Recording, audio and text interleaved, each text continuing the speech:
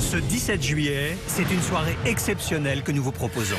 Vous allez enfin tout savoir sur le monde de Disney. Ensemble, nous allons découvrir les secrets et mystères de ce mythe.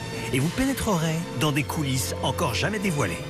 Un empire gigantesque qui vient de fêter à Los Angeles les 60 ans du premier parc d'attractions du monde, inauguré le 17 juillet 1955. Vous allez pénétrer au cœur de la plus puissante machine à rêve de l'histoire, mais aussi dans le parc de Paris qui nous a exceptionnellement dévoilé ses secrets.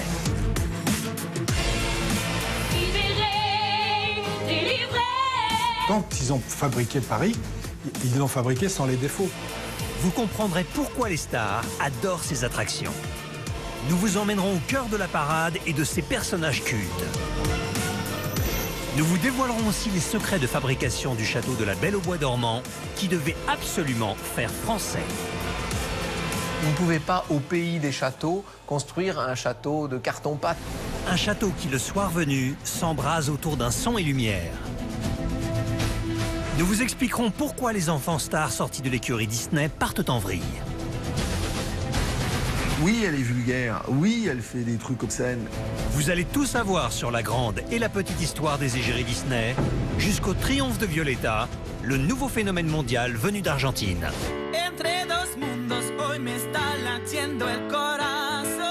Violetta, c'est une gamine incroyable. Mais qui se cache derrière cet empire? Nous vous raconterons l'incroyable histoire de son génial créateur, Walt Disney, l'homme le plus oscarisé de toute l'histoire du cinéma. On a dit qu'il avait eu sa carte au parti nazi. Mais le monde de Disney, ce sont aussi des tubes planétaires, interprétés par les plus grandes voix. Un jour, mon prince viendra. Enfin, vous apprendrez les secrets de fabrication des dessins animés qui ont bercé notre enfance.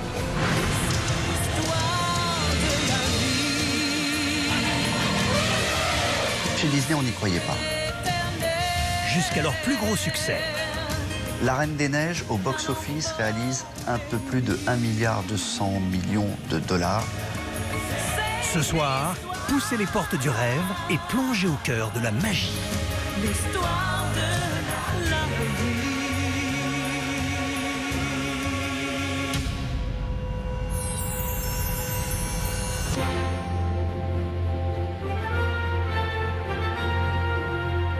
Juillet 2015, Los Angeles, il est 5 h du matin, la mégalopole dort encore, enfin presque.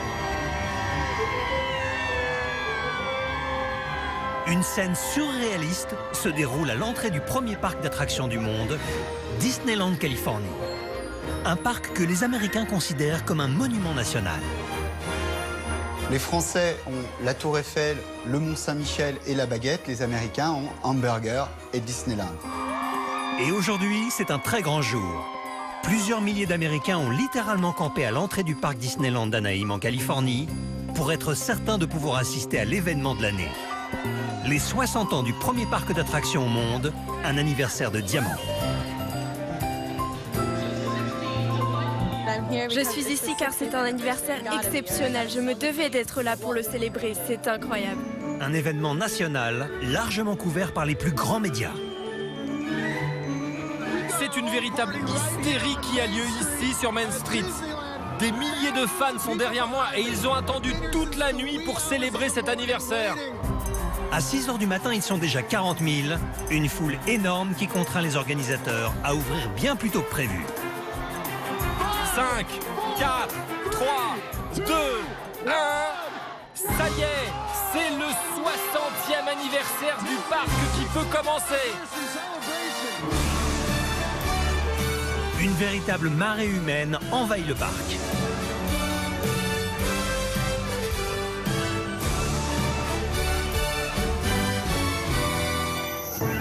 Car depuis sa naissance, l'univers de Mickey a touché jusqu'à 3 générations. On est venu pour célébrer les 60 ans du parc Disney avec toute ma famille. Et pour célébrer cet anniversaire et faire rêver les fans du parc, Disney a mis les moyens. À commencer par la façade du légendaire château de la Belle au Bois dormant.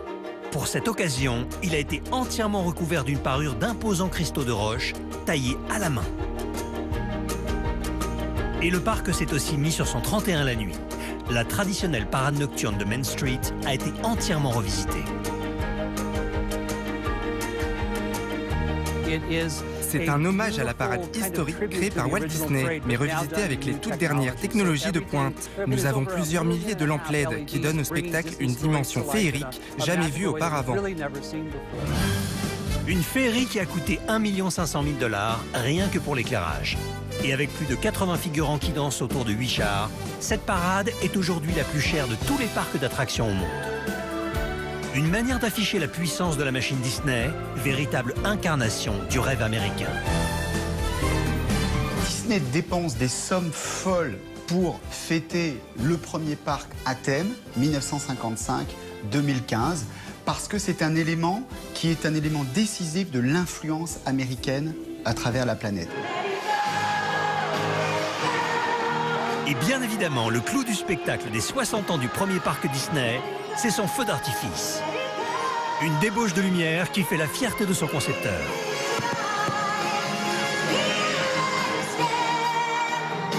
Ça a été très difficile à réaliser. C'est quelque chose que nous n'avions jamais fait auparavant. En l'espace de seulement 15 minutes, 300 fusées multicolores, dont 100 juste pour le seul bouquet final, déchirent le ciel californien devant plus de 100 000 spectateurs restés au parc pour l'occasion. Un 60e anniversaire que n'aurait pas renié Walt Disney lui-même. Mais si le parc californien est le plus ancien, selon les spécialistes, celui de Marna Valley est le plus beau jamais construit. Dans les années 90, après avoir longuement hésité entre la France et l'Espagne, la Walt Disney Company choisit d'installer son 4e parc à quelques kilomètres de Paris. Un projet titanesque de plusieurs milliards de $. En à peine 4 ans, un nouveau monde sort de terre. 80 hectares de manèges, attractions, hôtels et restaurants sont construits autour d'un château de contes de fées. Et chaque jour, depuis plus de 20 ans, 45 000 personnes visitent Disneyland.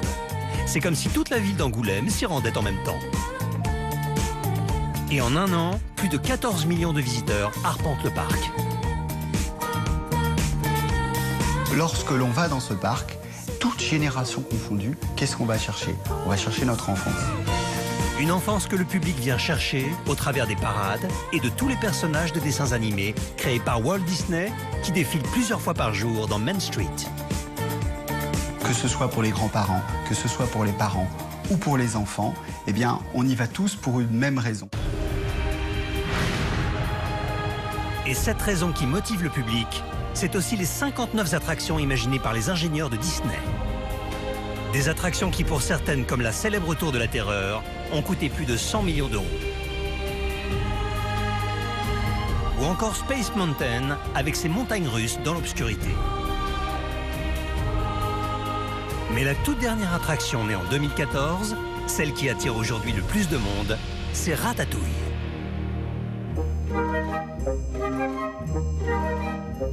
Il a fallu 5 ans et plusieurs dizaines de millions d'euros pour donner vie à ce nouveau manège. Pour l'accueillir, Disneyland a même reconstitué une copie de Paris. Ratatouille, l'occasion pour tous, stars et anonymes, de se mettre dans la peau d'un rat. Tous ces éléments de décor, c'est assez impressionnant. C'est vraiment formidable, cette attraction. Vraiment. On a vraiment l'impression d'être dans le film et d'être un rat. C'est un peu le Paris qui n'existe plus et on aimerait qu'il existe encore comme ça. Mais non, c'est fini ça. Mais ce parc souhaité par le président François Mitterrand a divisé la France. À l'époque, il suscite de très violentes critiques et de nombreux intellectuels se mobilisent contre l'invasion de la culture américaine sur le vieux continent. La première critique, c'est votre château, celui de la Belle au Bois dormant. C'est un château en carton-pâte. Vous, Américains, vous n'avez pas d'histoire. Vous, Américains, n'avez pas de culture. La vraie histoire, la vraie culture, elle est chez nous. Une pluie de reproches tombe sur le projet. La presse se déchaîne contre l'arrivée de Mickey. Toutes les critiques sur l'Amérique se concentrent sur ce parc d'attractions. Dans ce parc d'attractions, on mange américain. C'est la malbouffe. Tous les prétextes sont bons pour couler Mickey. On parle même de Tchernobyl culturel. Dans ce parc d'attractions, on fait travailler des gens. Mais il n'y a pas de code du travail. C'est normal, vous les Américains, vous ne respectez pas le code du travail. Mais ce qu'on reproche le plus au diable américain, c'est l'influence négative supposée sur les petits Français. Nos enfants arrivent dans ce parc et ressortent en étant des petits Américains. Malgré la polémique, les travaux continuent. Les équipes venues de Los Angeles font appel aux meilleurs talents français dans tous les domaines. En télévision, Gérard Louvain a été choisi par Disney pour produire l'émission de lancement. La première visite à Marne-la-Vallée, le parc pour moi c'est un champ de betteraves.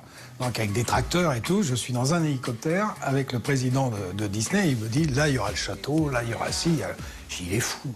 Achevé en 4 ans, un temps record pour un tel chantier, la polémique sur l'américanisation de la France est oubliée et c'est le 12 avril 1992 que se déroule la cérémonie d'ouverture, un événement désormais attendu par la France entière. Et maintenant, je déclare Euro Disney officiellement ouvert.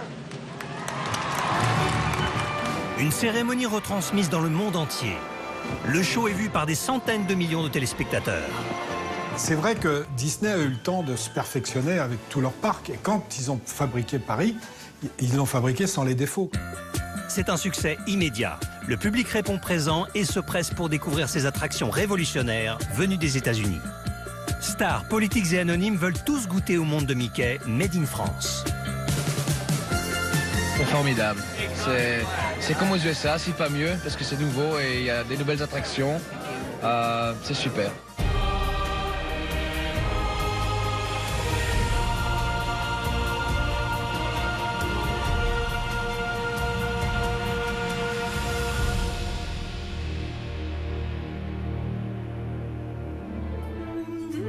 Mais ce qui impressionne par-dessus tous les visiteurs, c'est la pièce maîtresse du parc, le fameux château de la Belle au Bois dormant. Pour le bâtir, ces architectes ont parcouru la France entière avec un seul objectif, absolument s'inspirer de notre patrimoine. Ce petit château, il est inspiré d'un certain nombre d'éléments du patrimoine français. Ils ne pouvaient pas, au pays des châteaux, construire un château de carton-pâte. C'est parce que pendant les 4 ans de sa construction, tout a été étudié dans les moindres détails. Il fallait absolument lui donner une âme et surtout faire français. Ce château neuf et unique devait passer pour une construction classique et ancienne. Le pur produit du génie made in France. La forme générale du château fait penser au Mont-Saint-Michel. Vous allez trouver les tuiles peintes qui font des losanges. Vous changez la couleur, et vous avez les hospices de Beaune en Côte d'Or. Après, vous allez avoir des petites références au château de la Loire, parce qu'on va trouver des fleurs de lys, on va trouver des vitraux et on va trouver de la dorure. Et attention, parce que tout ce qui est doré, c'est vraiment doré. Il y a quelqu'un avec une petite brosse qui va faire de la feuille d'or pour recouvrir tout ça. On a également cette grande flèche dorée avec les escargots, qui rappellent bien entendu les escargots de Bourgogne, typiquement français. Et surtout, ils créent un château de contes de fées qu'ils font rose pour contraster avec la météo parisienne. Problème qu'ils n'avaient pas en Californie ni en Floride. Une exigence à la française associée au savoir-faire des Américains, pour qui tous les détails comptent jusqu'à son orientation. Le château, dans tous les parcs, est toujours orienté vers le sud. Comme ça, tous les visiteurs peuvent le prendre en photo, quel que soit le moment de la journée, parce que le soleil ne passe jamais derrière.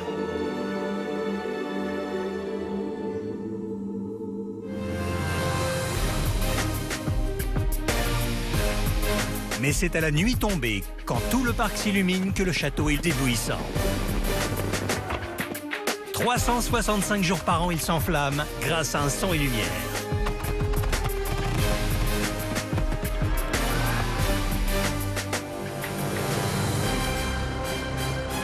Un spectacle qui a coûté plus de 10 millions d'euros.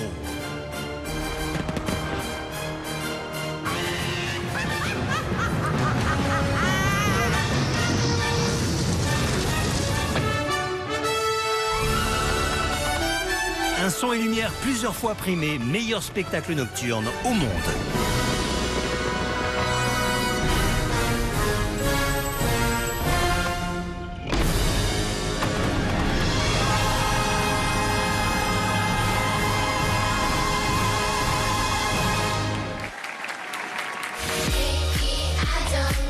Je veux que dans mes parcs, le public s'amuse, rêve et oublie tous ses soucis. Je veux aussi que tout le monde y vienne, aussi bien les anonymes que les plus grandes stars, disait Walt Disney. 60 ans après, cette devise n'a jamais été aussi vraie.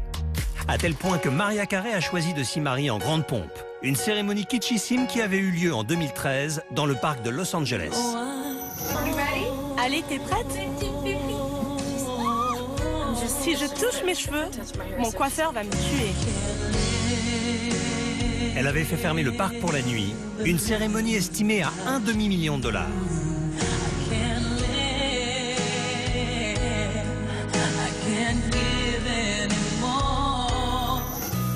Aux États-Unis, les parcs deviennent de véritables scènes ouvertes pour des concerts exceptionnels qui attirent des dizaines de milliers de fans déchaînés. Et les plus grandes stars comme Justin Bieber, fan lui aussi, viennent s'y produire.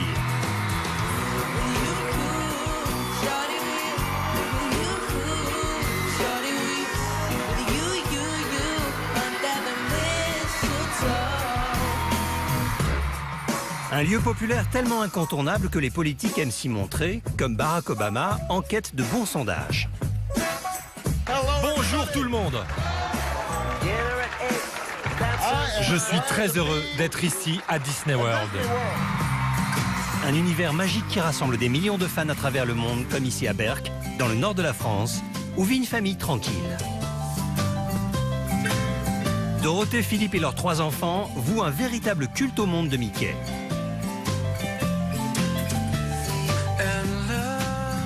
Valentin? Ouais. T'as un colis d'arrivée? Et Valentin, leur fils de 21 ans, vit cette passion jusqu'au bout. Merci. Bon, ça doit être mon Woody. Ah bah oui, le vlog. Ah. Un de plus à la collection. Oh, c'est pas grave. Il n'y a jamais de trop. Ça va?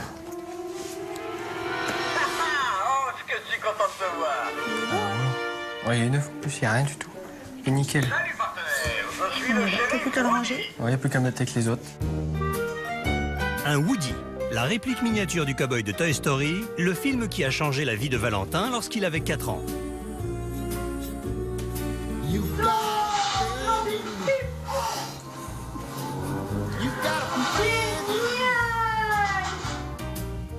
Sa chambre est remplie d'objets qu'il a achetés et il en possède désormais plus de 200, ce qui représente une véritable petite fortune, malgré un salaire modeste pour ce jeune boucher. Là, j'ai mes tout premiers jouets. J'ai eu à l'âge de 1 an et demi. Donc ceux-là, c'est les premiers. C'est mon premier Buzz, mon premier Woody, c'est vraiment ça qui a tout commencé, quoi, en fait. J'ai des éditions spéciales. C'est des jouets qui étaient banals à la sortie, mais maintenant qui sont assez rares. Maintenant, un Buzz comme ça peut monter jusqu'à entre 50 ou 60 euros. Valentin collectionne tout sur Toy Story, des jouets valant jusqu'à 400 euros. Mais la pièce la plus précieuse à ses yeux est une lettre de John Lasseter, dans laquelle le patron des studios Disney et créateur de Buzz et Woody le remercie d'être fan depuis son enfance. En fait, j'ai une chance inouïe d'avoir ça de John Lasseter qui m'a répondu lui-même, ça m'a vraiment fait plaisir et depuis, je l'ai toujours sur moi. Un besoin de se créer un monde parallèle et rassurant que le jeune homme aimerait bien voir s'animer. Moi, ce que je voudrais, c'est être un peu Andy et que tous les jouets du film soient ici entre eux. Ici Buzz l'éclair, je suis perdu au milieu d'humains. Venez vite me chercher. Ça m'est arrivé de me prendre pour Andy. Ça m'est arrivé même beaucoup de fois quand j'étais petit, ou ça arrive encore quelques fois quand je vois tous les jouets qui sont là. Je me dis en fait, je suis un peu comme lui, quoi. Mais Valentin n'aime pas seulement Toy Story. Depuis l'enfance, il voue aussi une véritable passion au parc d'attractions de Marne-la-Vallée. Je sais que si je vais au parc, malgré que j'ai 21 ans, je sais que je vais être comme un gosse, je vais regarder partout, je vais vouloir tout faire. Pour moi, c'est vraiment, quand je suis là-bas, je suis vraiment heureux, quoi. Une passion qui réunit toute la famille, transmise par ses parents Philippe et Dorothée, fans eux aussi, qui aiment s'y rendre dès qu'ils le peuvent. On se prive peut-être de vacances, mais on les emmène au parc. On a besoin d'aller là-bas pour se divertir, pour rêver. Décompresser. Voilà, et puis pour être ensemble surtout. Un sacrifice indispensable à leur équilibre, car pour eux, Disneyland est un moyen de resserrer encore plus leurs liens familiaux.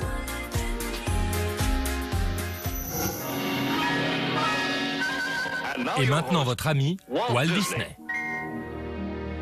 Leur rêve, ils le doivent à un homme génial, Walt Disney. Dans les années 50, il a déjà créé des dessins animés cultes comme Blanche-Neige, Bambi ou Peter Pan. Et aux États-Unis, c'est une superstar.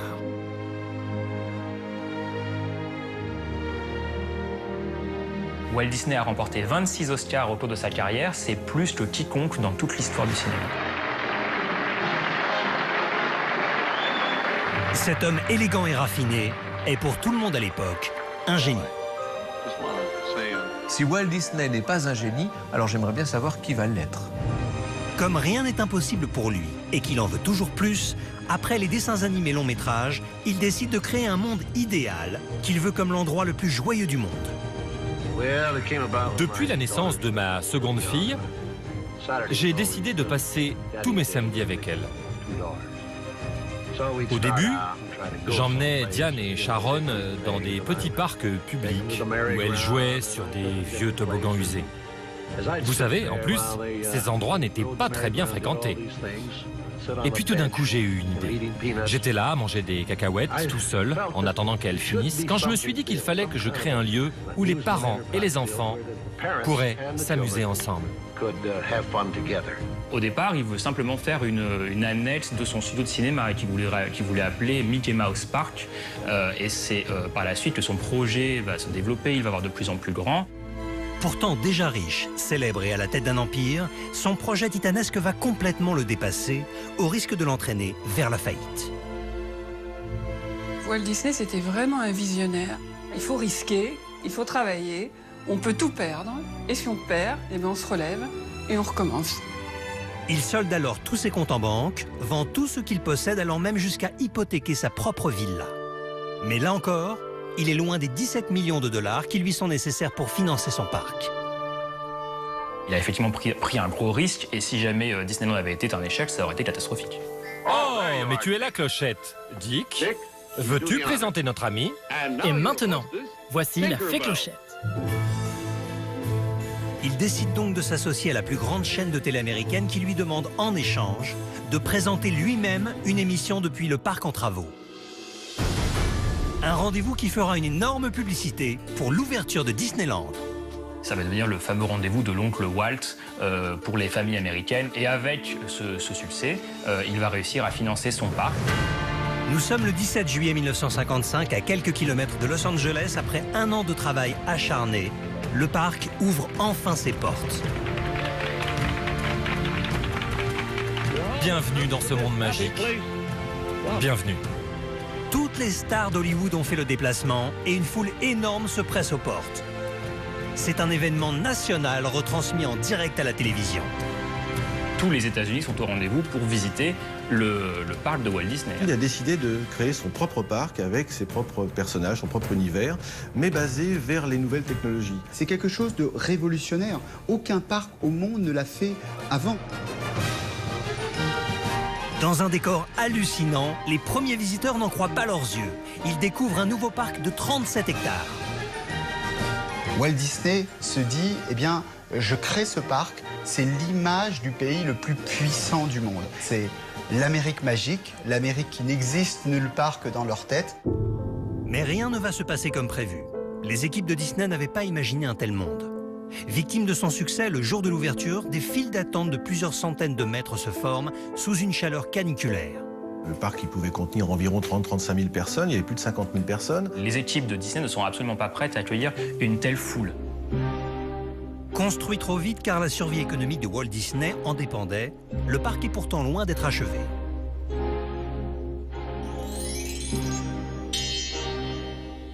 Tomorrowland, la zone sur le futur, n'a pas été terminée à temps. Donc pendant les semaines précédentes, on a rapidement mis des drapeaux partout, une fusée par-ci par-là, et on essaye un petit peu de faire avec les moyens du bord. Et le public prend d'assaut toutes les attractions. On frise le drame à plusieurs reprises. Nombreuses sont les attractions qui tombent en panne ce jour-là également, car elles ne sont probablement pas à même d'accueillir tant de monde. Et surtout, ce sont des attractions qui, pour la plupart d'entre elles et pour l'époque, sont souvent révolutionnaires. Il ne faut pas oublier ça.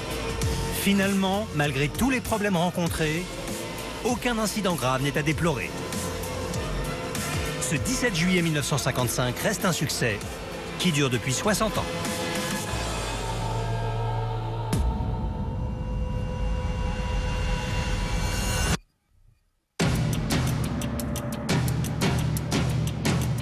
La véritable invention, le véritable génie de Walt Disney, ce sont ses personnages, dont l'incontournable Mickey. À seulement 27 ans, Walt Disney invente une petite souris qu'il baptise Mickey et à laquelle tout le monde peut s'identifier. C'est un petit personnage qui n'est pas du tout gentil, pas simplement gentil, il est facétieux, il fait plein de bêtises, etc. Mickey, un personnage légendaire créé il y a 87 ans, que seuls quelques artistes ont le droit de reproduire. Nous avons eu le privilège de rencontrer Fabrizio Petrosi, l'un des rares dessinateurs officiels de Mickey dans le monde. C'est un personnage qui est le symbole de Disney. Il représente un peu le Disney même. Je dirais que c'est un personnage difficile à dessiner, oui. Au début, le personnage Mickey, il était très simple. Il était beaucoup plus similaire à une vraie souris. Hein. Une fois qu'on a le nez, on commence à placer les yeux. Voilà, il faut qu'il y ait quand même cette distance, c'est très important. Et après, on peut placer le masque de Mickey sur les deux côtés. Vous voyez, c'est assez symétrique. Une fois qu'on a disons, cette partie-là, on peut commencer à dessiner la bouche. Après, avec le crayon, on fait des petits ajustements quand même. On améliore. On sculpte en fait le personnage. C'est comme si on faisait de la sculpture. Pour trouver la position des oreilles, il y a une espèce de triangle entre le centre et les deux parties de la sphère. Donc la position des oreilles sera... Voilà. Ça, c'est une vue de face qu'on va dire c'est la plus simple. Le dessin Disney, c'est un dessin qui, quelque part, il est basé sur des volumes pour permettre au personnage d'être animé. Et ça, c'est la base du dessin d'animation. Et Mickey, il était le premier, on va dire, la première star de l'animation qui avait ses règles. Walt Disney a trouvé son héros, mais il ne s'arrête pas là. Il a une idée qui va révolutionner le monde de l'animation, car à l'époque, les dessins animés ne durent jamais plus de 7 minutes. Il va tout changer. Il a été le premier à mettre du son dans les dessins animés, le premier à utiliser la couleur. Pour le tout premier Mickey, qui était le premier dessin animé sonore de l'histoire du cinéma, Walt Disney a prêté sa voix à Mickey. En réalité, les voix et les bruitages étaient enregistrés en même temps dans le studio en direct. Et donc, comme il n'y avait personne pour faire la voix de Mickey, Walt Disney l'a fait lui-même. Il décide de produire Blanche-Neige et les 7 nains, le premier long métrage en dessin animé d'1h30. Grâce au succès de Mickey et à l'argent qu'il a pu obtenir grâce à la diffusion de ses films, il a pu financer Blanche-Neige et les 7 nains. Personne à Hollywood ne croit qu'on peut faire un long métrage, raconter une histoire d'1h15, 1h20 en dessin animé. Walt Disney est le premier, et c'est pour ça d'ailleurs qu'il utilise un conte très populaire à l'époque, Blanche-Neige et les 7 nains. Personne ne le suit dans son projet. Le film coûte plusieurs millions et il n'a pas les fonds nécessaires. Il a dû hypothéquer sa maison, ses biens, et puis il a pu réussir à amener son projet jusqu'au bout et avec la réussite qu'on connaît. Il engage des centaines de dessinateurs et en 3 ans, sa société passe de 20 à 700 collaborateurs. Blanche-Neige, c'est plus de 2 millions de dessins entièrement produits à la main, réalisés sur 500 km de papier. 2 ou 3 fois, il frise la faillite. Il y a les employés qui disent « Mais écoutez, Walt, on ne va pas y arriver ». Donc il va à la banque et il négocie comme s'il était le petit cordonnier au coin de la rue qui va demander une avance à son banquier. Sauf que lui, il demande $1 million. À sa sortie en 1937,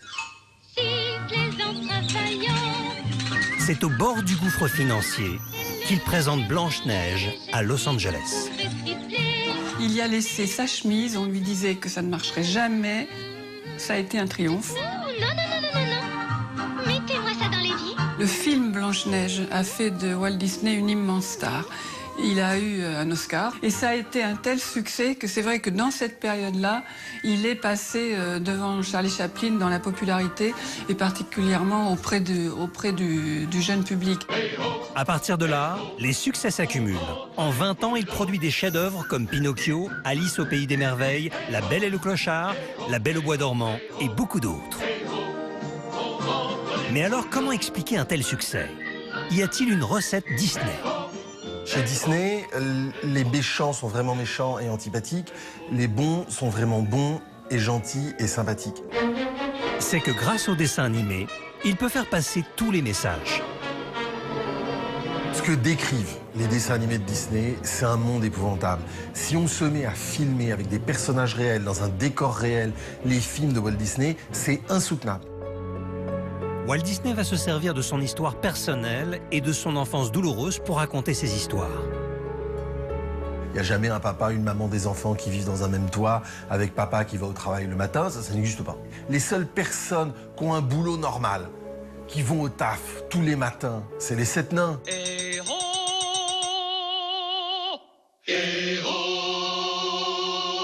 Ils vont à la mine en chantant « on s'en va au boulot ». Personne n'a jamais fait ça.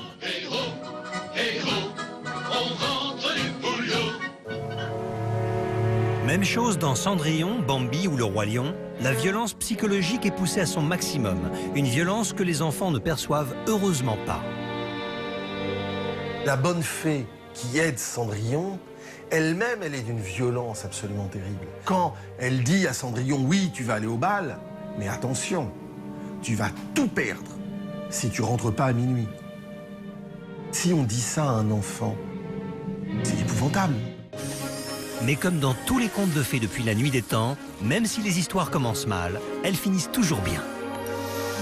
Ça devait être le bien qui gagnait et le héros pouvait mourir à la fin, mais en tout cas le méchant était vaincu. Il y a toujours cet ADN Disney qui est présent, le bien, le mal. Une violence adoucie par une bonne morale et des histoires d'amours éternels qui continueront toujours de nous faire rêver.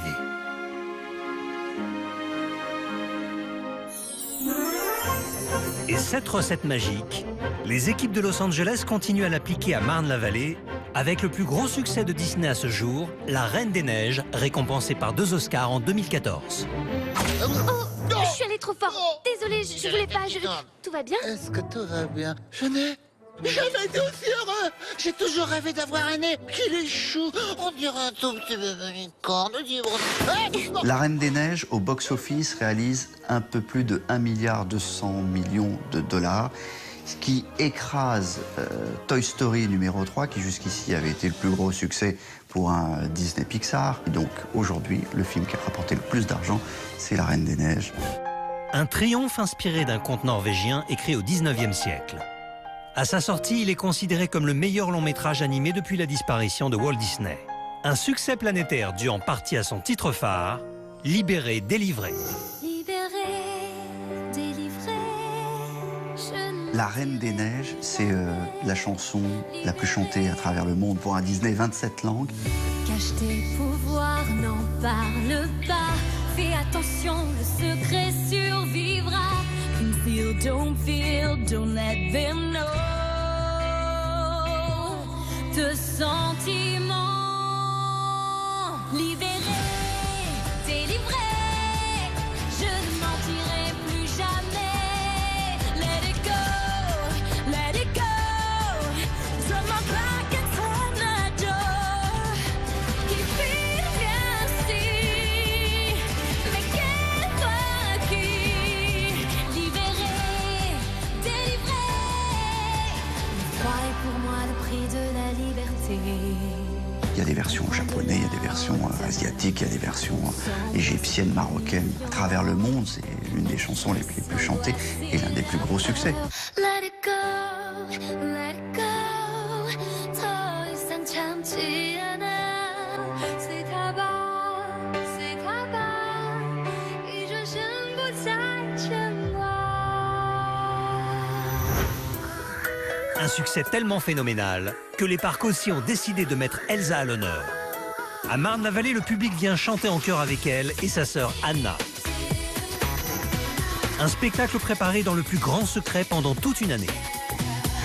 Cathy, la chorégraphe en chef du parc, a accepté d'en dévoiler les coulisses.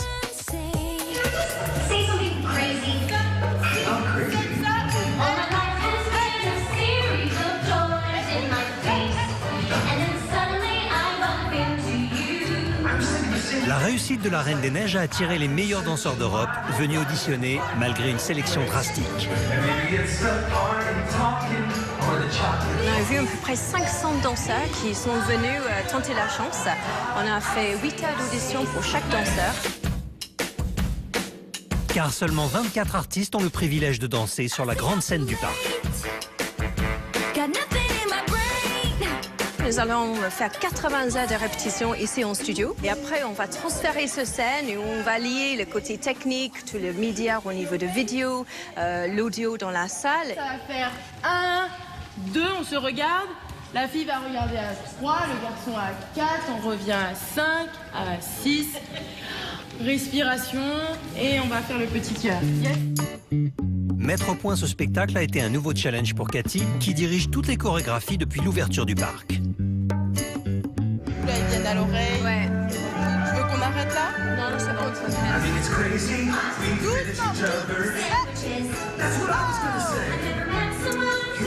Là, c'est grand derrière. Ouais. Là, c'est bien. Une main de fer dans un gant de velours, une organisation quasi militaire. Cathy impose un rythme de travail soutenu à toutes ses équipes. Rien ne se fait sans sa touche et son accord. C'est mieux, c'est mieux. Bravo. Voilà, bravo, continuez bien. Hein, au niveau d'apprentissage et on se voit très bientôt. Hein. Ouais, on continue à travailler. Ouais, et ce soir, on commence à continuer à faire la mise en scène. Tous les jours, 1300 personnes assistent à ce show.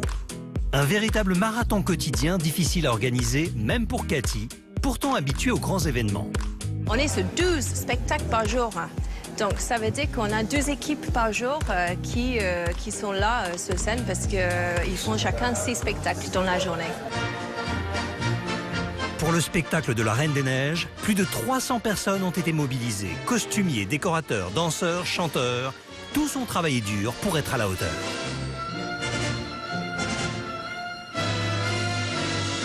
J'appréhende un peu les premières fois, mais je sais que quand le show va être mis en place, le stress va redescendre jusqu'à la première et après, ça devrait aller. Chaque costume a été examiné sous toutes les coutures. Un souci du détail poussé dans toute leur création. Ça, c'est le premier sketch. Voilà. On partirait sur quelque chose en pli creux pour donner du volume. Comme ça, si elle tourne, l'ampleur va être assez sympa sur scène, l'effet visuel. Et ça va donner quelque chose de très vivant.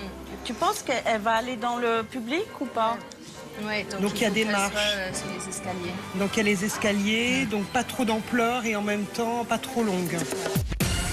Pourtant habituée aux plus grandes maisons de couture, Isabelle, la chef couturière, déjà passée par Dior, Balmain ou Ungaro, a dû réaliser 150 costumes dans des délais très serrés. Moi, j'ai travaillé sur les couleurs pour être vraiment raccord au niveau des chaussures. Chaque personnage, chaque fille aura une paire de bottes différentes avec une référence, un rappel, un mix du costume complet. Un travail effectué par plus de 50 couturières. 6000 mètres de tissu, 10 000 mètres de froufrou pour les jupons et plus de 6000 boutons ont servi à la confection des tenues du spectacle. Il faut que tu imagines ça avec la capuche baissée. C'est magnifique parce qu'Elsa, elle est sur scène avec eux. Donc le bleu de la robe d'Elsa, ça va refaire sortir. Ça sera juste un petit peu plus soutenu, exactement comme la robe d'Elsa en fait. Magnifique. On peut le voir ce mannequin, comment ça tourne. Des robes valant 700 € qui ont nécessité environ 20 heures de travail chacune.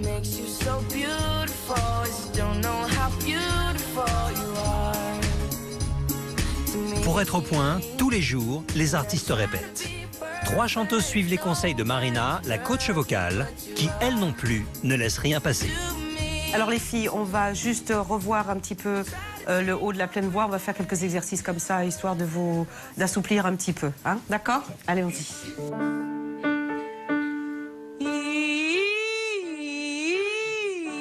Et on va bien appuyer pour avoir le maximum de timbres. D'accord? Allons-y, bien timbré. Hein? 3, 4 et... Très bien. Allons-y alors pour la lèvre corps. Et bien sûr, elle répète le tube de la Reine des Neiges, Libéré, délivré.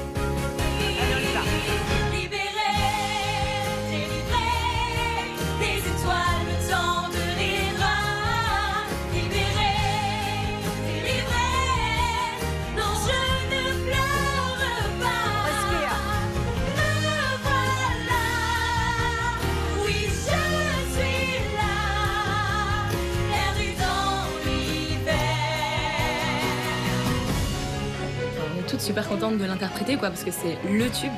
Donc oui, La Reine des Neiges, tout le monde l'attend, quoi. Libéré, délivré. Pour moi le prix de la liberté. C'est bien les filles, super, génial.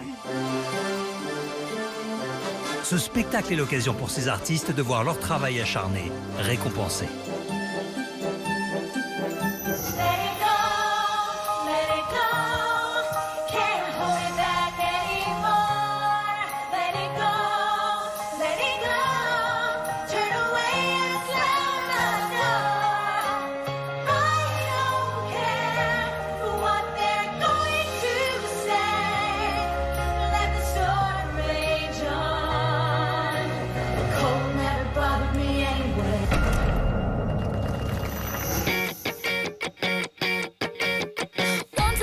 Mais aujourd'hui, ce n'est pas la Reine des Neiges que Valentin, sa petite amie Ludivine et sa famille sont venus voir, mais bien Buzz et Woody pour un week-end au parc.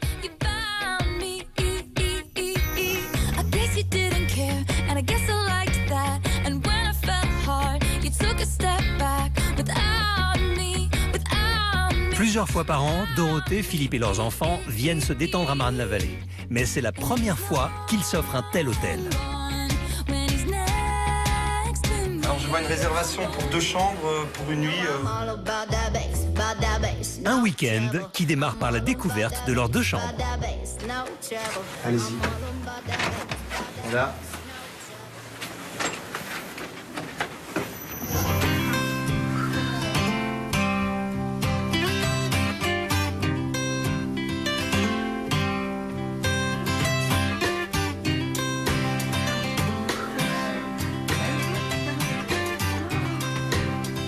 Ce qui vous intéresse le plus, c'est les carrés de chocolat.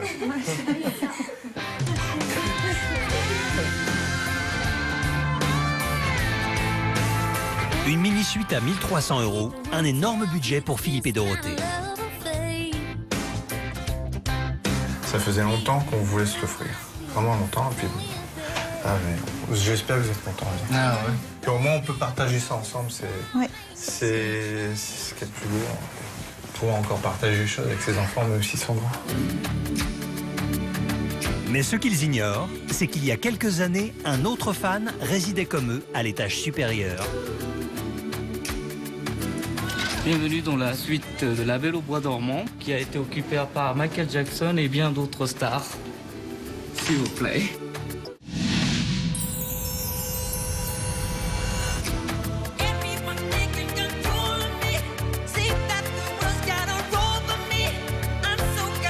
Une suite offrant tous les services haut de gamme d'un palace.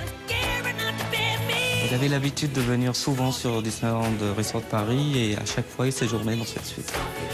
Un luxe à la française que la star venait chercher dans cette suite de 180 mètres carrés à 7 200 € la nuit. La chambre pour 2 personnes avec un lit king size ici.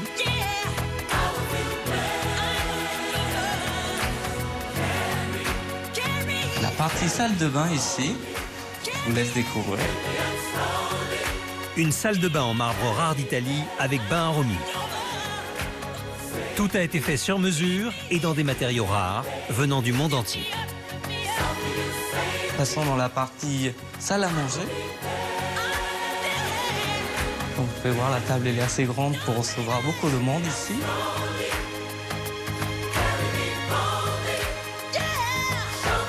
Nous avons une vue, je dirais, majestueuse sur le château de la Belle au Bois dormant.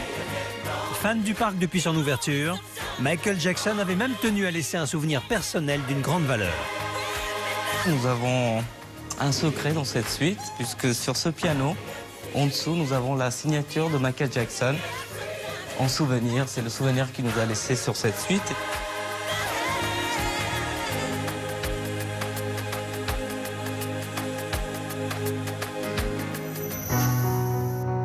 Car sa passion pour Mickey remonte à son enfance. Toute sa ville s'est montrée fan des parcs de Walt Disney, son idole, avec Charlie Chaplin.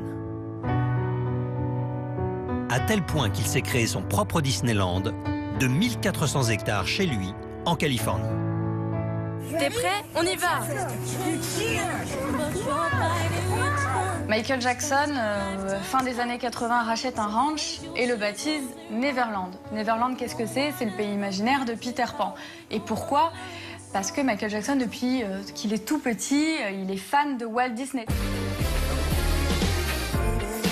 Une immense propriété avec un train, une gare, des dizaines de manèges,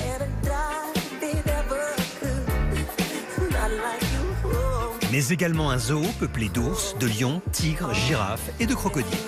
Il n'y a pas de hasard si tout à coup les gens avaient donné comme surnom à Michael Jackson Bambi.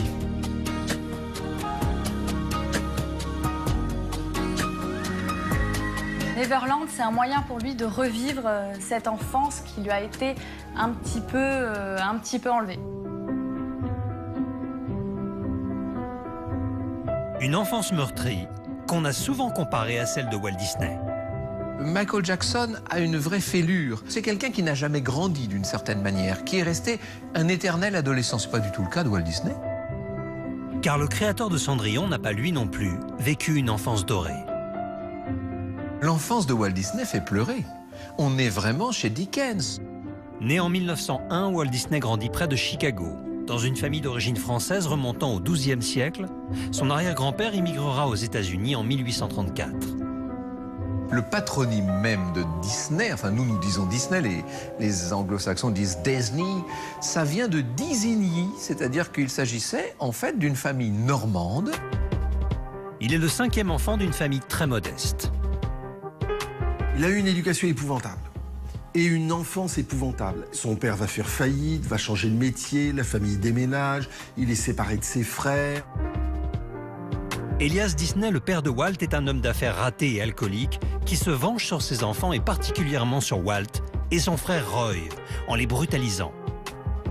Walt Disney a été un enfant battu. Lui et son frère ont été très malmenés. Le père était violent, battait ses enfants. Une enfance volée qui a forgé sa réussite et qui l'a poussé à se dépasser pour ne surtout pas ressembler à son père. Ça fait de lui un homme qui toute sa vie va être obsédé par le rebond, par la capacité à redémarrer, par une capacité phénoménale à prendre des risques. Toute sa vie, Walt Disney tentera d'oublier sa jeunesse. En se noyant dans le travail, allant même jusqu'à craquer à plusieurs reprises. Il va faire ce qu'on pourrait qualifier d'aujourd'hui de burn-out, c'est-à-dire un syndrome d'épuisement professionnel. Il abandonne son studio, il abandonne son entreprise, il dit aux gens qui travaillent avec lui, il dit « je sais pas ». Il se lève, il s'en va. Donc on arrête le travail parce que le patron a un coup de mou. Incapable de décrocher de son studio et grisé par ses succès, sa femme va alors le forcer à écouter les médecins. Son médecin va lui conseiller fortement de se trouver une passion, quelque chose qui peut le sortir un peu de son travail. Mais une idée va le sortir de la dépression, car, même malade, cet hyperactif ne peut s'empêcher de s'occuper. Il va aller très loin, il va se construire son train miniature. Il fait alors poser dans son jardin une voie ferrée de 850 mètres, un jouet qui devient très populaire chez ses amis les stars. Il était très fier de ce train. Le gratin d'Hollywood venait chez Walt Disney pour aller faire un tour de train à vapeur.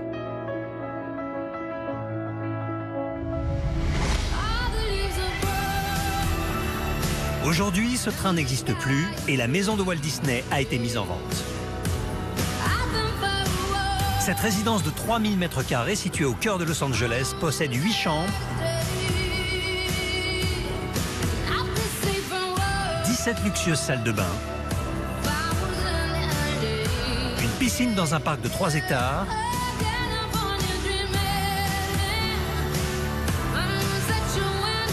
un court de tennis, un green de golf, mais aussi 3 salles à manger,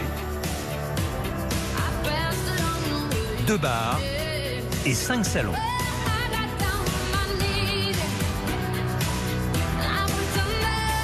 Et même une salle de cinéma.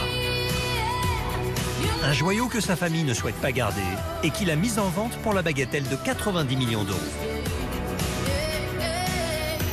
Un homme avec une réussite pareille qu'il doit notamment à son caractère bien trempé. car l'ami des enfants pouvait se révéler tyrannique, aussi bien en privé que dans son entreprise. Walt Disney est un homme extrêmement dur mais dépressif. Il est très avare en compliments, mais il est réputé pour faire sortir le meilleur d'eux-mêmes à ses collaborateurs. Disney, c'était quelqu'un de très conservateur hein, sur le plan politique et moral. Alors les témoins que j'ai pu rencontrer de l'époque, c'est-à-dire les grands animateurs de Disney, m'ont tous raconté qu'il pouvait être parfois colérique, mais qu'il était passionné, attentif. Un caractère implacable à l'origine de son succès et à l'image des hommes de sa génération. Il vit enfermé dans un monde, dans une société, dans une situation historique qui est extrêmement brutale avec lui. Et ça va se retrouver dans son comportement et ça va se retrouver dans ses films. Mais alors, qui était vraiment Walt Disney? La célèbre graphologue Sophie de Risbourg s'est penchée sur un manuscrit original et nous livre son analyse. Quand il voulait quelque chose, probablement, ça devait être tout de suite. Voilà. Et donc, probablement aussi un homme sujet à des colères, à des réactions assez brutales, quitte à le regretter après. Donc une forte personnalité, attachante, pas forcément facile à vivre probablement pour l'entourage. Il y a un côté quand même assez autoritaire, très probablement, très dictateur, au sens c'est comme ça et pas autrement. Il y a beaucoup de signes de violence dans l'écriture. Toute sa vie, Walt Disney a attisé les convoitises et les rumeurs. Des rumeurs dues en grande partie à son tempérament excessif et passionné. Walt Disney est une figure tellement hystérique, je crois que le mot n'est pas trop fort, qu'il a forcément prêté le flanc à toutes les rumeurs possibles. Tout a été dit sur lui, le meilleur comme le pire, le vrai comme le faux. Aujourd'hui encore, Walt Disney ne fait pas l'unanimité et chacun livre sa version sur cet homme mystérieux. On a dit qu'il avait eu sa carte au parti nazi. C'est la rumeur personnifiée. De fausses accusations sur le nazisme, mais d'autres rumeurs sont-elles avérées? Walt Disney a fait partie des gens qui a dénoncé beaucoup de collaborateurs, de réalisateurs, de techniciens à Hollywood au nom de l'anticommunisme. Et d'autres complètement invraisemblables. On dit qu'il s'est fait cryogéniser pour pouvoir revivre dans le futur. Non, Walt Disney n'a pas été cryogénisé, il a été incinéré. On peut toujours le visiter à Los Angeles. Certaines rumeurs sont anecdotiques. On dit qu'il se lavait les mains plus de 100 fois par jour. Et d'autres totalement absurdes. Il serait même un descendant des sorcières de Salem. Non, Walt Disney n'est pas le descendant des sorcières de Salem. Et il faut dire que le tempérament de Walt Disney ne pouvait que favoriser ce genre de rumeurs, puisqu'il a un côté hystérique. Il voulait tout, plus et mieux que les autres. Et il prêtait le flanc à toutes sortes de fantasmes. Malgré son côté obscur, ce génie reste le maître incontesté de la magie. Et l'incarnation parfaite du rêve américain. Un rêve qui désormais a conquis le monde. Retour à Marne-la-Vallée où Valentin, sa petite amie et sa famille retrouvent enfin le parc après des semaines d'attente. Ça y est, on est enfin arrivé. C'est trop beau. J'adore, franchement. Vous êtes prêts? Oui. Alors on passe là ou on rattrape là? Il y aura moins de monde là. On rattrape là? Bah oui. Bah ouais, puis On passe dans Main Street, hein. C'est plus gai. Ah ouais. Passage incontournable pour notre famille, Main Street. La rue principale du parc que nos habitués ont plaisir à redécouvrir, comme au premier jour. Ici, t'as le barbier, et là, t'as le dentiste. Une rue que Walt Disney avait voulu à l'image de celle de Marceline, la ville de son enfance, située au cœur du Missouri, dans le centre des États-Unis. Pour nous, c'est un décor de cinéma. Mais à l'époque, il y a des gens qui rentraient et qui se mettaient à pleurer en disant oh, « c'est mon enfance ». Une reconstitution idéalisée de l'Amérique du début du XXe siècle. Vous avez donc la gare, la mairie, la bibliothèque municipale. Ici, vous avez la station-service. Vous allez trouver également des restaurants, des boutiques, bien sûr, mais tous les services dont vous aurez besoin pour vivre. Chaque façade de bâtiment a été soignée avec une multitude de détails accentuant le côté authentique. Même si lors de sa construction, les architectes ont employé des astuces venant des décors de cinéma. Au parc, on a ce qu'on appelle l'architecture du réconfort. C'est-à-dire qu'on vous donne l'impression d'être dans une ville, mais en fait, les bâtiments ne sont pas construits comme des vrais bâtiments. Et la façade du journal de Main Street en est l'exemple parfait. Cette façade, elle est vraiment emblématique de la perspective forcée, à savoir que le rez-de-chaussée est à taille normale, et puis plus vous allez monter, plus c'est petit. Ça va tromper votre œil et donner l'impression que cette façade est beaucoup plus grande qu'elle n'est en réalité. En fait, vous avez un vrai rez-de-chaussée et un premier, deuxième étage qui sont de plus en plus petits. Parce que ça, c'est la technique du cinéma. Main Street, une rue de style victorien, une rue où tout n'est pas qu'en carton-pâte. Dans le parc, on peut tout faire, même se faire coiffer et se faire raser. Puisqu'ici, vous avez le vrai salon d'un barbier, reproduit à l'identique. Et comment on peut se faire raser? Parce que on a un vrai barbier à votre disposition. Sur Main Street USA, effectivement, c'est une vraie ville, donc vous pouvez vivre, vous trouverez tous les services dont vous aurez besoin pour votre quotidien de l'époque. Une rue que sont obligés de prendre les visiteurs qui rentrent dans le parc et qui les plonge immédiatement dans le monde souhaité par Walt Disney.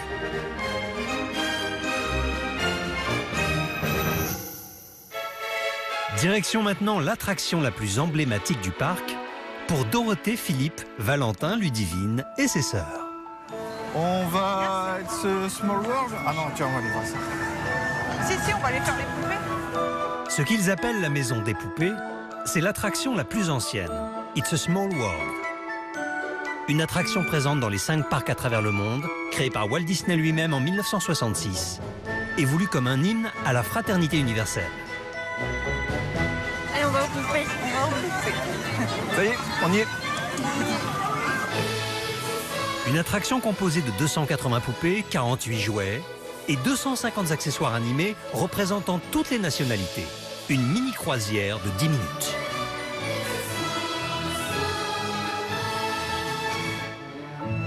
Ça représente un monde de partage. Ça fait vraiment chaud au cœur de voir tout ce petit monde-là réuni.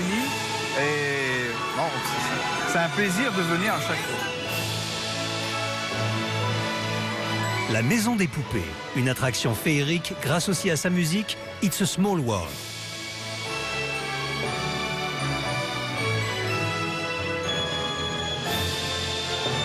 C'est déjà fini. On fait un tour? On fait un tour? Allez, on fait un tour. Ah non, il y a d'autres attractions à faire. Écrite en 1966 par les frères Sherman, compositeurs officiels de Walt Disney, It's a Small World est une chanson considérée à l'époque comme un air contagieux qui vide la tête.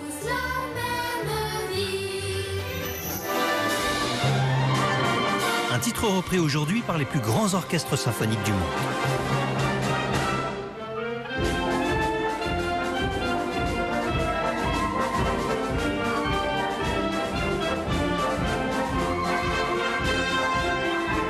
La musique chez Disney, c'est vraiment le centre de son histoire. La signature musicale de la maison Disney, ce sont vraiment de superbes mélodies, très orchestrées, pour la plupart. Avec grand orchestre, avec les cordes, avec des chœurs, avec des cloches, avec des harpes, et tout ça dans la plus pure tradition américaine de l'époque. Et avec Robert et Richard Sherman, Walt Disney a su dénicher les perles rares qui contribueront largement à son succès. Avec les frères Sherman, il y a eu une espèce d'alchimie incroyable. Ces deux frères qui étaient à demeure à côté du bureau de Walt, en train de travailler sans arrêt, sans relâche sur les films de Disney, ont marqué vraiment l'histoire de la musique de Disney. Parce qu'une des idées géniales de Walt Disney, c'est d'avoir apporté de la musique dans ses longs métrages. Disney n'est pas un audiophile, c'est pas un passionné de musique, mais il a le sens de la musique. C'est-à-dire qu'il ne pense pas « je fais des films pour les enfants, je vais mettre de la musique pour les enfants ». Il pense « je fais un film ». Des histoires avec des animaux qui parlent, ce n'est pas nouveau. Jean de La Fontaine l'avait déjà fait dans ses fables au XVIIe siècle. Mais inclure une chanson dans une histoire, ça, c'est une révolution. Disney a eu l'intelligence d'avoir compris que le marqueur musical était important. Et quasiment tous les grands Disney ont une mélodie, une chanson, au moins une, phare.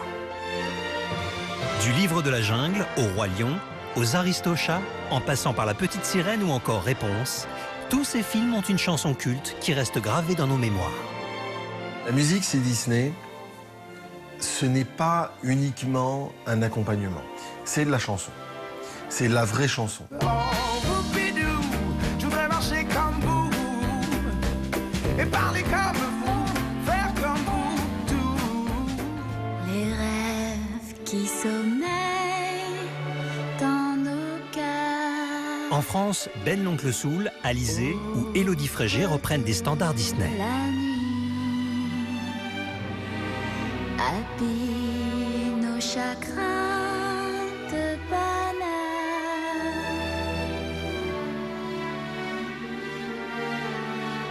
Mais le tube des tubes, composé il y a 78 ans et toujours repris par les plus grandes voix, c'est évidemment celui de Blanche-Neige. Un jour, mon prince viendra. C'est la chanson vraiment emblématique de tout l'univers de Disney.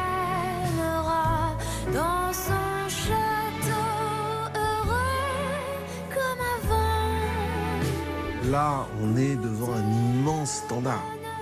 On est devant un titre qui va être repris par les pianistes de bar, mais qui va être aussi repris par toutes les chanteuses de grand orchestre, dans les cabarets, dans les théâtres, dans les music-halls. Des chansons qui permettent d'adoucir la dureté des histoires et masquer la souffrance que subissent les personnages. Il est bien possible que Disney n'ait pas voulu faire des films pour des enfants, mais au contraire, de faire quelque chose pour des gens comme lui, qui n'ont pas eu d'enfance et donc pour qui l'enfance ne s'est jamais terminée. Un jour, mon prince viendra. Mais qu'est-ce que ça raconte? C'est cette pauvre fille qu'on a balancée là-bas dans la forêt et qui est en train de parler à des lapins. Mais rendez-vous compte, elle parle à des lapins. Cette réalité, on met de la musique et c'est absolument magnifique. Des mélodies intemporelles et tellement ancrées dans les mémoires qu'on en oublie le plus souvent leurs interprètes. Les titres sont des standards. Alors de temps en temps, vous avez des interprètes illustres. Mais les titres sont plus forts que les interprètes, bien entendu. Mais des titres capables de booster des carrières, comme celle de Céline Dion, totalement inconnue du public américain, à la sortie de La Belle et la Bête en 1992.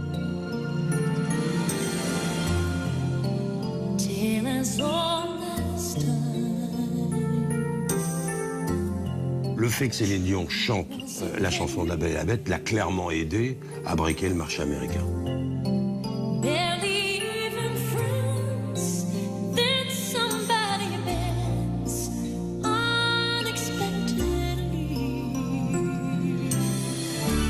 Parce que tout à coup, vous êtes dans les familles. Vous êtes dans les familles. Vous touchez les adultes, vous touchez les ados, vous touchez les beaux.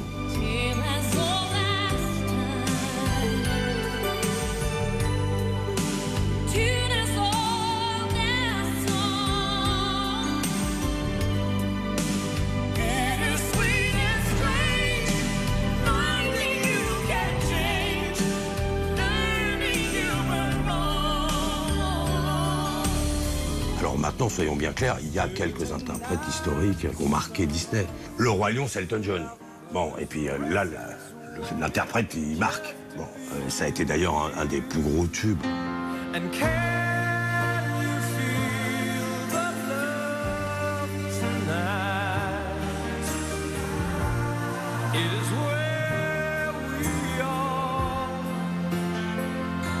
Une chanson emblématique qui vaudra à Elton John un Oscar en 1995. Un Oscar qu'il aurait pu ne jamais recevoir car au sein même des studios, personne ne misait sur ce film. Chez Disney, on n'y croyait pas lorsque l'on fabrique ce film. Donc il n'y a pas un énorme budget, ils ont fait ça dans leur coin. C'est le premier film et le seul film où il n'y a aucun humain. C'est pas la structure habituelle des Disney.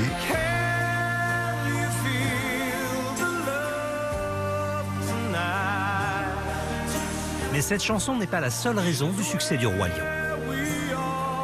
Et ce film-là, grâce à une chanson, notamment Hakuna Matata, va faire un carton.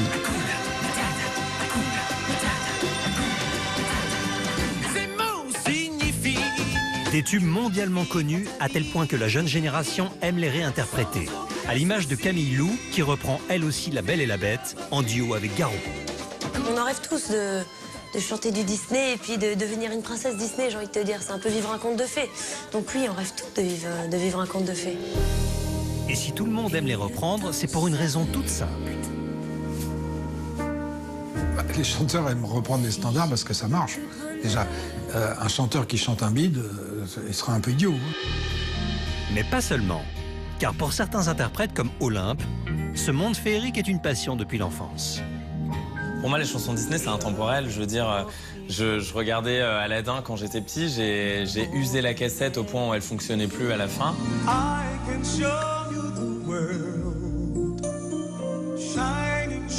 Ce rêve bleu, un titre lui aussi récompensé par un Oscar en 1993.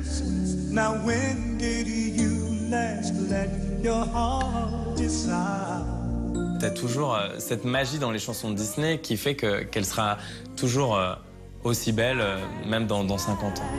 Un titre devenu lui aussi un standard grâce à la reprise de Peabo Bryson et Regina Belle.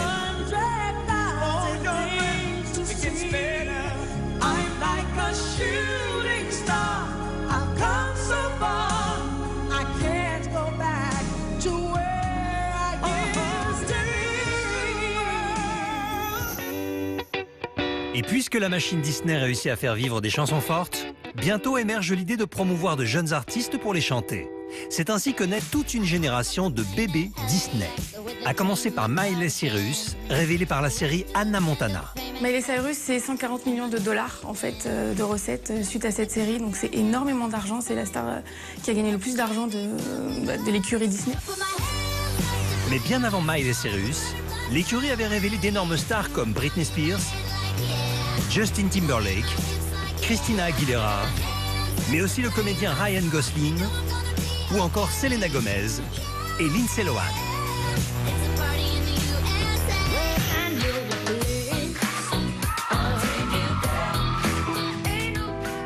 Mais grandir dans le monde doux et ouaté de Mickey pose problème, car les contes de fées ne durent qu'un temps.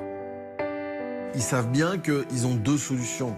C'est-à-dire que quand leur public va arrêter de regarder la chaîne sur laquelle ils sont en train de chanter des chansons pour enfants, soit ce public cesse de les regarder définitivement et il n'existe plus, soit il faut qu'ils arrivent à suivre le public, il faut qu'ils arrivent à sortir de la chaîne pour enfants.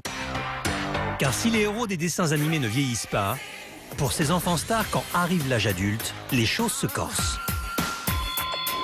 Il y a le rejet de ce qu'on a fait quand on était beau. Il faut grandir en même temps que le public. Mais la plupart vont se brûler les ailes. Un besoin de prouver à leurs fans qu'ils ont définitivement quitté l'enfance pour devenir enfin d'authentiques stars rebelles.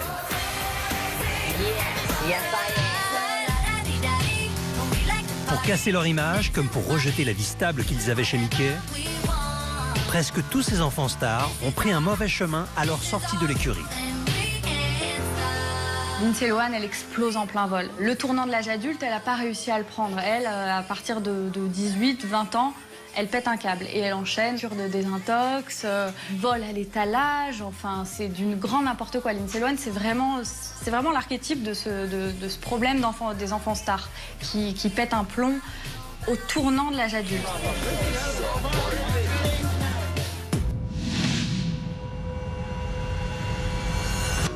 Une culture de la provoque que Miley Cyrus semble avoir épousée après avoir quitté l'écurie Disney, avec des provocations calculées qu'elle gère d'une main de maître. Miley Cyrus, c'est du marketing 100% sexuel, concrètement. Oui, elle est vulgaire, oui, elle fait des trucs obscènes, mais en même temps, c'est la culture de cette génération et c'est surtout la situation dans laquelle vit cette génération.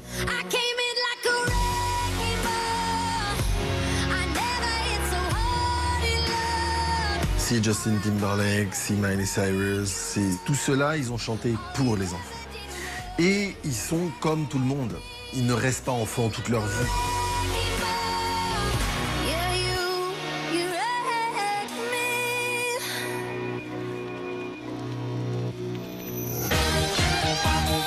Sortir de l'adolescence quand on a été une égérie Disney, Hi Mickey Mouse. C'est toi là-haut. Tu nous donnes toujours le tempo.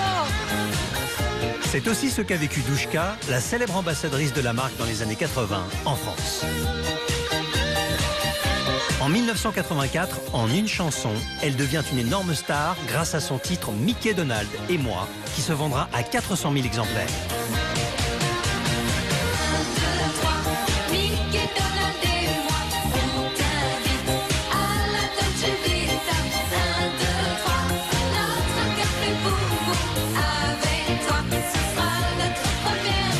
avait un succès phénoménal partout en France et d'ailleurs j'avais beaucoup de joie. J'ai eu la chance d'être dans une lumière extraordinaire qui est celle de cet univers et elle est unique au monde. La preuve c'est que c'est immortel. Douchka enchaîne alors l'étude. Elle est reçue à l'Élysée et sur tous les plateaux de télé, mais reste un ovni dans le show business des années 80. Douchka, la nouvelle reine de l'univers de Walt Disney. J'étais un personnage comme ça, j'étais un peu E.T. sur les plateaux de télé, on regardait comme ça. Je voyais Marc Lavoine, Patrick Bruel qui me regardaient avec des yeux admiratifs et ils me trouvaient, je pense, d'après leur regard plutôt à leur goût. Mais son succès fulgurant l'écrase et le rôle d'éternelle adolescente lui pèse. Sa féminité naissante est incompatible avec l'univers asexué de Walt Disney. Je voulais faire du Disney, mais je voulais mettre des combinaisons lamées, sexy. J'étais canon, hein. J'avais envie de retirer ma barrette, j'avais envie de retirer mes boucles, j'avais envie de raccourcir mes jupes. Je voulais montrer ma féminité, je voulais être sexy mais glamour. Pourtant, son équipe s'y oppose formellement et lui déconseille de prendre un virage trop sexy. On m'a tellement bridée qu'à un moment donné, j'ai pété les câbles. J'ai dit ciao. Après 5 ans de bons et loyaux services, elle craque et abandonne le monde des chanteuses pour enfants. J'ai fait le choix de partir parce que j'avais eu vraiment une surexposition médiatique et j'en souffrais. La surexposition, c'est carrément un coup de soleil, quoi. Et ça brûle, ça fait mal aussi parce qu'on ne sait plus qui on est. Un rêve est un souhait qui vient du cœur. C'est bien vrai, ça. La fontaine de Cendrillon. Sans Mickey à ses côtés, Douchka commence alors une vie de vache maigre dans l'ombre de ce show business qui lui tourne le dos. C'est une période où je me suis retrouvée sans rien. J'avais même plus... à un moment donné, j'ai carrément perdu ma maison. Mes enfants sont partis vivre chez le papa. Ma fille chez ma mère. Enfin, ça a été 3 ans durs pour moi où je me suis retrouvée sans rien. En toute honnêteté, je ne pensais pas que la route serait si longue et si difficile. Une période difficile qu'elle a surmontée depuis grâce à sa passion pour le spectacle. Moi, je fais partie de ces gens qui pensent que rien n'est impossible. Et je suis une battante, donc tant que j'aurai la force, le rayonnement et l'énergie de me battre, je me battrai pour mes rêves, tout simplement. Pourtant, malgré ses souffrances et ses désillusions, pour Douchka comme pour les autres, la magie Disney opère toujours. Tout est beau, tout est magique. On voit, les plantes, elles sont encore plus belles ici qu'ailleurs.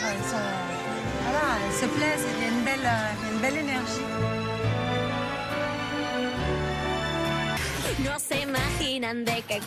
Et s'il en est une qui bénéficie aujourd'hui de l'énergie magique du monde de Walt Disney, c'est bien Martina Stossel, plus connue sous le nom de Violetta, le personnage qu'elle incarne dans une série télévisée musicale. Violetta, c'est une gamine incroyable. Hein. Violetta a débarqué sur nos écrans en septembre 2012 et direct, ça a été la folie. Une série d'abord diffusée en Argentine, destinée à rester confidentielle, mais qui peu à peu va devenir un phénomène mondial, grâce à une recette pourtant toute simple. Le pitch de Violetta, c'est quoi? C'est en fait une gamine, 14 ans, qui débarque de Madrid à Buenos Aires pour faire une école d'art. Danse, musique. Violetta, c'est de la télé-réalité, avec des profs dans des collèges qui sont dingues et dont on ne peut pas se débarrasser. Avec des profs qui sont extraordinaires, qui sont merveilleux, qui sont fabuleux, avec des copines de classe qui sont d'absolues salopes, avec des copines de classe qui sont des filles super sympas.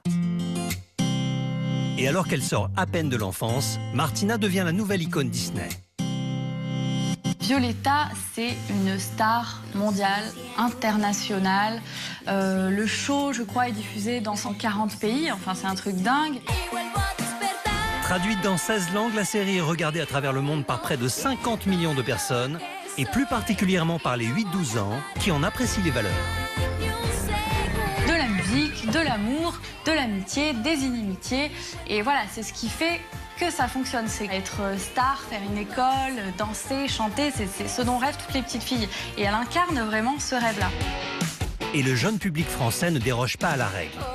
Pour sa tournée en septembre 2015, les fans se sont arrachés les billets de ses concerts. Violetta, c'est quand même 20 000 billets vendus en une journée en France. Il n'y a quand même pas beaucoup d'artistes qui peuvent se targuer de vendre aussi vite autant de billets. Et dans le sillage de son succès planétaire, la jeune star a entraîné sur scène avec elle un jeune Français, Damien Loretta, son partenaire pour la 3e saison. Y vuelvo a despertar en mi mundo, siendo lo que soy, y no voy a parar ni un Il nous raconte comment il a intégré la série sans trop y croire. Nada puede pasar. En arrivant sur la série, je ne savais absolument pas que c'était un phénomène planétaire. Je la connaissais pas, Violetta, donc j'étais pas dans le truc. J'avais pas appris bien mes chansons, j'avais pas bien travaillé mes castings.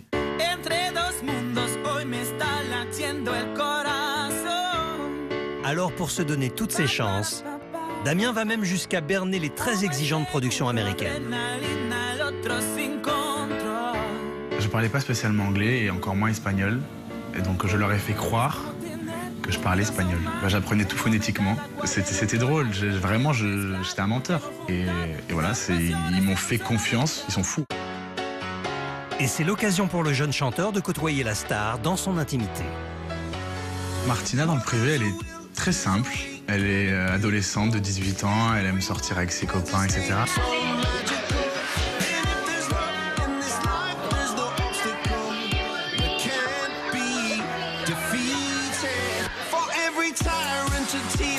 Mais les sorties entre amis sont rares pour la chanteuse qui consacre toute son adolescence à l'univers Disney.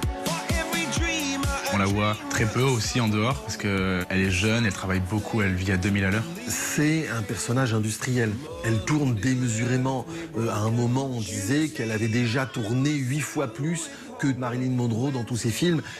Mais c'est vrai qu'il y a des centaines d'heures de fiction, il y a des centaines d'heures de shows télévisés. Comme presque toutes les séries des productions Disney, Violetta n'a duré que quelques saisons. Alors après sa tournée internationale, Violetta redeviendra Martina Stossel. Mais comme Britney Spears, Miley Cyrus ou encore Lindsay Lohan, elle est rentrée elle aussi dans la légende.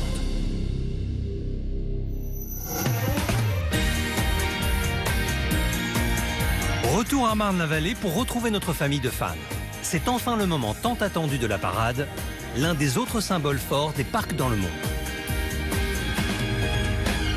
Oh les princesses! Viens, il y a la Reine des Neiges!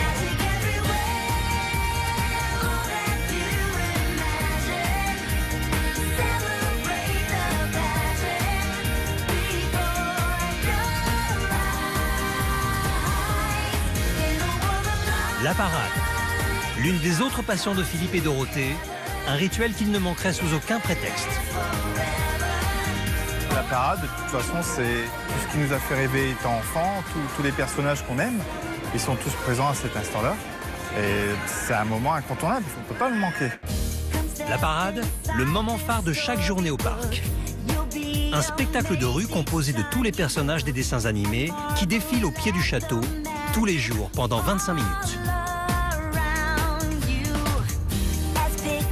3 ans de travail ont été nécessaires pour créer cette vitrine du rêve inventée par Walt Disney lui-même, qui nécessite plus de 100 danseurs mobilisés autour de 10 chars totalement articulés.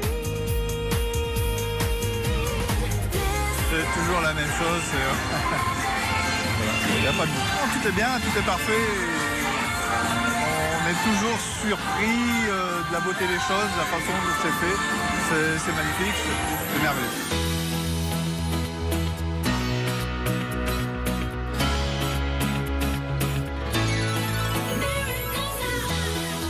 Et pour Valentin, le moment le plus attendu est bien sûr le passage du char de Toy Story avec ses héros préférés, Buzz l'éclair et Woody.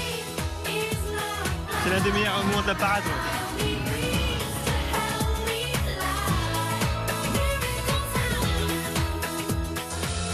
Mais cette parade nécessite une organisation parfaite et millimétrée. Tous les jours et par tous les temps, les chars et les danseurs défilent en plein air. Des chars imaginés par Emmanuel, chorégraphe des parades, qui en coulisses revient sur leur construction et leur complexité.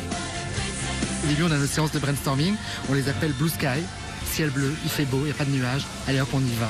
Je veux 500 danseurs, je veux 18 000 chars. Puis à ce coup, on se dit, ah, voici le budget, bon, on va avoir 7 chars, Et puis on va avoir 100 performeurs, et puis Mickey et ses copains. Et puis voilà, on va commencer comme ça. Ça, c'est le plus gros char de la parade. C'est le grand final. Ce char représente tous les icônes Disney, c'est-à-dire Mickey, Minnie, Donald, Tic et Tac, Dingo, jusqu'à la fée Clochette derrière, qui est la dernière surprise de la parade. Mais alors, comment conçoit-on le char final avec Mickey? Ça a été un super challenge parce qu'en fait, c'est un char qui servait pour une autre parade avant. Comment transformer un char? Avant, c'était des rochers, c'était là où les princesses évoluaient. On s'est dit, mais comment faire? Et d'un coup, j'ai dit au designer, oh, et si on changeait toutes les couleurs? Et déjà, je pense que le public ne reconnaîtrait plus. Mickey se situe là-haut, c'est vraiment, il domine comme ça, c'est le summum, le grand final. Je me suis dit, allez, on va partir sur l'histoire de Fantasia. Et donc là, on retrouve un peu le petit gazebo du passage des faunes dans Fantasia. Et comme toujours, rien n'est laissé au hasard. Des détails que le public ne soupçonne pas, car pour la parade, tous les sens sont stimulés jusqu'à l'odorat. Sans vous en rendre compte, par exemple quand vous passez devant le char de Pinocchio, vous avez des odeurs de cire, de bois, et c'est presque subliminal. Quand Alice au Pays des Merveilles passe, c'est les odeurs de sucre, baba papa.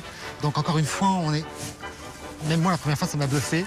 On a des odeurs d'iode aussi quand on parle de la mer comme Peter Pan.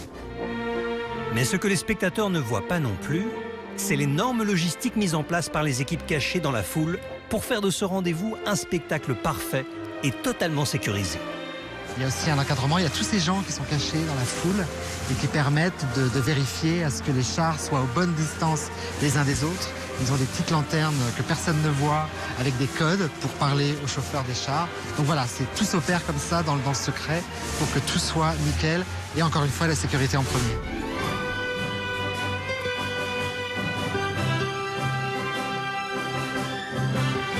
Mais ce n'est pas seulement la parade que Valentin attend depuis le début de sa journée. Il ne désire qu'une seule chose, plonger dans l'univers de Toy Story, qui le fait rêver depuis sa plus tendre enfance.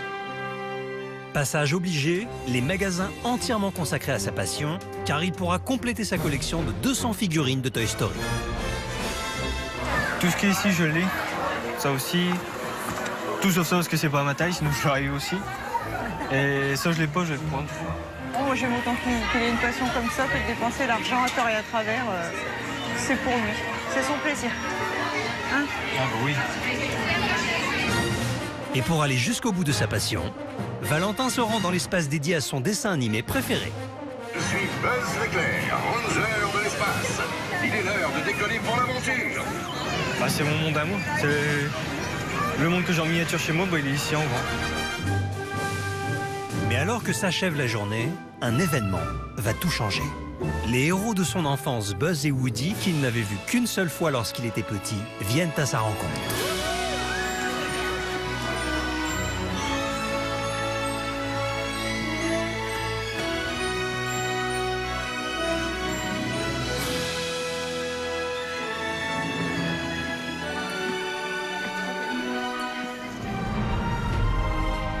Passé la surprise, Valentin retombe en enfance et joue avec eux au milieu de la foule.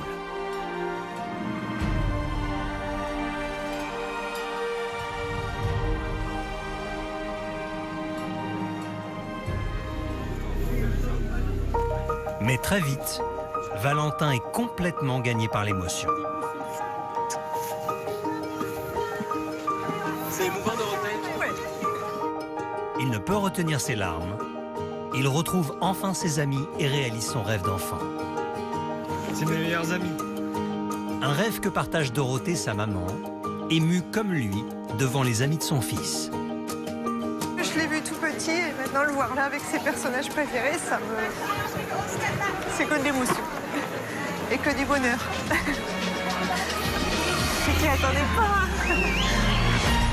Tout comme les millions de familles qui visitent chaque année le parc de Marne-la-Vallée, ce moment restera gravé à jamais dans leur mémoire grâce à cet univers féerique créé il y a 60 ans par Walt Disney.